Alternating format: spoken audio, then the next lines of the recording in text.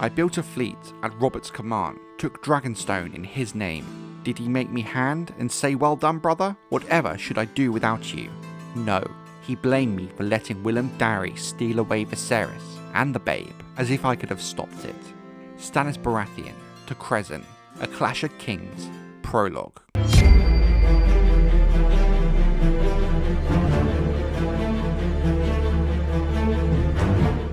While Robert's rebellion was effectively won with the death of Prince Rhaegar Targaryen in the waters of the Trident, it was not the last conflict of the war. Even after the death of the Mad King, news takes time to travel, and some, despite all odds, are even still willing to carry on the fight. Such was the case with the two battles that occurred after the Trident. One of these battles was directly commanded by King Robert, the other very much done on his behalf. Quillian Greyjoy, Lord of the Iron Islands, desired neutrality for the Iron Men during the Civil War, something which the Ironborn had typically done in other civil wars, letting the Iron Throne solve its own problems. In fact, many Greyjoy lords would use the backdrop of war as an excuse to raid up and down the western coasts. Such was the case with Dalton Greyjoy during the latter part of the Dance of the Dragons. After news reached Pike about the death of the Crown Prince Rhaegar Targaryen at the Trident, Lord Quillian was convinced by his eldest sons,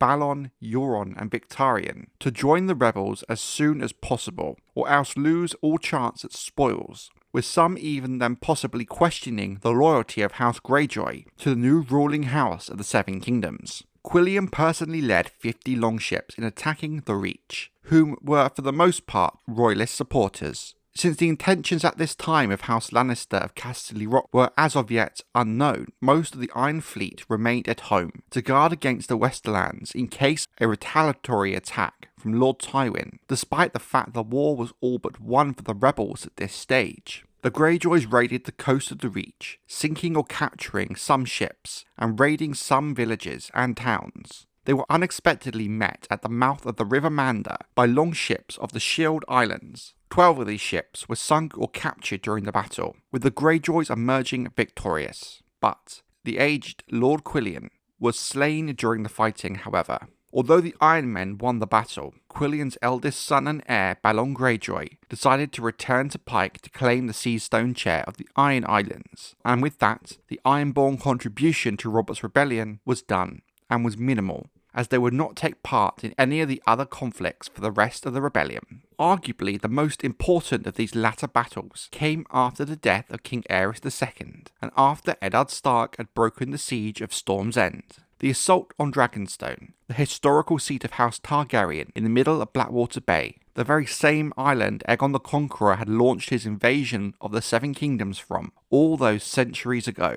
In the last days of his life, King Aerys II Targaryen had impregnated his wife, Queen Rhaella Targaryen. While Aerys, now very rarely laid with his wife, he became enamoured after burning his hand to the king, Lord Carlton Chesteld, for opposing his wildfire scheme. After the Mad King learned that the Crown Prince had died at the hands of Robert Baratheon in the Battle of the Trident, he sent Rhaella with Prince Viserys Targaryen, his second son, and argued heir, to Dragonstone, the ancient island stronghold of House Targaryen. Rhaella and Viserys travelled from the Red Keep on Aegon's High Hill to a ship waiting in the port below in the early hours of the morning, trying to remain incognito and to keep knowledge of their escape as limited as possible. But in truth, after the fall of King's Landing to the rebels, it became clear knowledge of their escape was common to the lords still at court, willing to work with the rebels. It is most likely that Sir Jaime Lannister, whom had been privy to this knowledge, informed his father, Lord Tywin.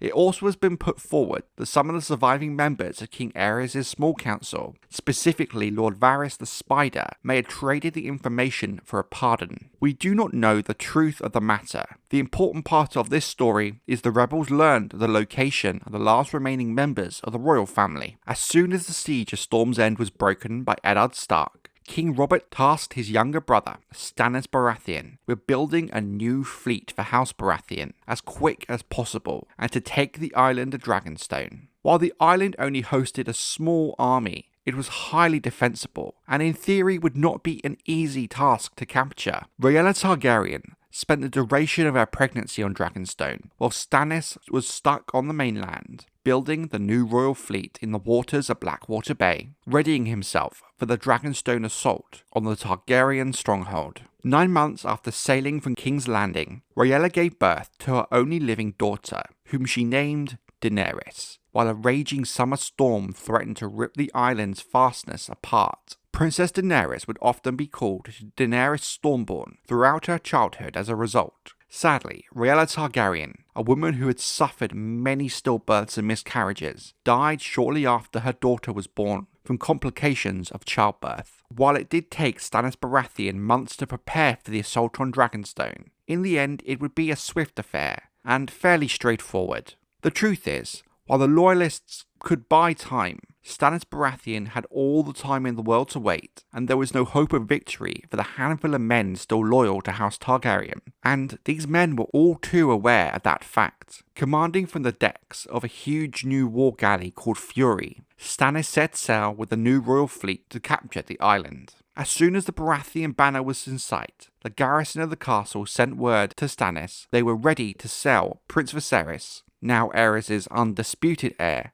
and the infant Daenerys to the Baratheons. However, just before Stannis came ashore, Sir Willem Darry, the former Master-at-Arms of the Red Keep, led 4 other loyalists in smuggling Prince Viserys and Princess Daenerys, as well as a wet nurse from Dragonstone, under the cover of night. They sailed for the Bravosian coastline across the Narrow Sea. The smaller, faster ship would outpace the huge war galleys of House Baratheon, and once across the Narrow Sea, finding Viserys and Daenerys would be no easy task. Ultimately, Stannis' assault on Dragonstone was successful, and he conquered the island and its castle in the name of King Robert Baratheon. With the conquest of Dragonstone, the Targaryens lost their last holdings in the Seven Kingdoms. Viserys and Daenerys Targaryen, the last of the House of the Dragon, who had ruled the Seven Kingdoms for 285 years, were left with nothing, apart from the little that could be carried out of Dragonstone with them. They lived in exile with Sir Willem Darry in Braavos until Darry's death,